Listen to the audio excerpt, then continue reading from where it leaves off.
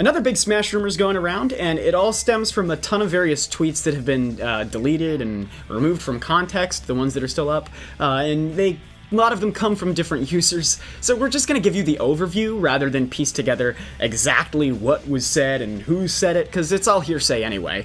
But that said, take individual facts here with some grain of salt. Some might be true, some might not. Generally, here's what seems to be the case. A couple people, some of whom have industry connections, some of whom have correctly leaked Nintendo news in the past, are claiming to know what this next Smash Bros. DLC is, and apparently a major hype-worthy Nintendo announcement is coming within the next week. That may or may not be related. It seems like it likely is. The character is apparently a big deal, quote, makes a lot of sense, and is likely not related to the Smash ballot. It is apparently a newcomer, not a clone, not Shovel Knight or Shantae, and nobody would confirm whether it was male or female. I think it's safe to say all these signs point to the Inklings from Splatoon. Well, it definitely fits all of those things. Yeah, that seems like the foregone conclusion. Yeah. Well, and not only that, I don't think there's anything else that does fit those criteria. Well, and on top of that, we've seen recently there's hidden data in Splatoon that suggests the Octolings may become playable at some point. So it's possible that they're planning some kind of double whammy announcement where they announce Octolings are playable in Splatoon, Inklings are playable in Smash. Maybe Octolings are an alt for Inklings. I was gonna say, what if they do the 8 main Inkling costumes, and then, like Little Mac, they do, here's an alt, and this gets 8 colors. Right. And the alt is really Octolings. Cool. Yeah, that would be something Nintendo would do. Yeah, I mean, obviously Splatoon is a huge thing for Nintendo right now. That all makes perfect sense. The timing also makes perfect sense, too. Sakurai said characters take about 5 to 6 months to make, and we know it's been about that long since Splatoon went kabloom, and everyone got super hyped about it, and it started selling like crazy. So, it makes perfect sense that they would see that success and say, hey, let's bring him to Smash as soon as possible. Yeah, that definitely makes sense, because, Splatoon, it's selling way higher than Nintendo expected, and in Japan, it's even selling faster than, like, Mario Kart and Smash Bros. So, I don't know why you wouldn't want to leverage these characters in your other big franchise. One of the people also who might know the next DLC, that much is unclear, but he was streaming Brawl the other day and played a lot of matches of Wolf versus Snake.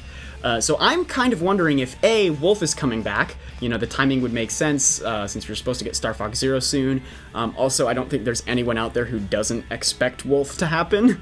And B, if the Inklings are going to absorb a lot of Snake's moves, like the mines, the grenades, which, could just be splat bombs. Yeah, I'd hope they absorb just his moveset and not his weight and stuff. But of course. That's a possibility. Oh, yeah, that'd be...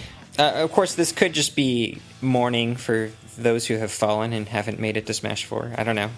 It could. Yeah, I mean, it could be totally unrelated. That's just another element in all the sort of commotion. I just think it's funny that, supposedly they're replacing Snake, who comes from a franchise that's all about stealthiness, with the Inklings that come from a franchise that's all about, like, shooting giant, bright splotches of ink all over the place. Yeah. There's stealth in Splatoon. You can hide in the ink. Yeah, well, I'm actually thinking a great mechanic for the Inklings would be the squid, actually. Alex, you mentioned before they could transform into a squid would be. I actually think instead the best way to implement squids is that's how they duck, is they just turn into a squid and stay on the ground.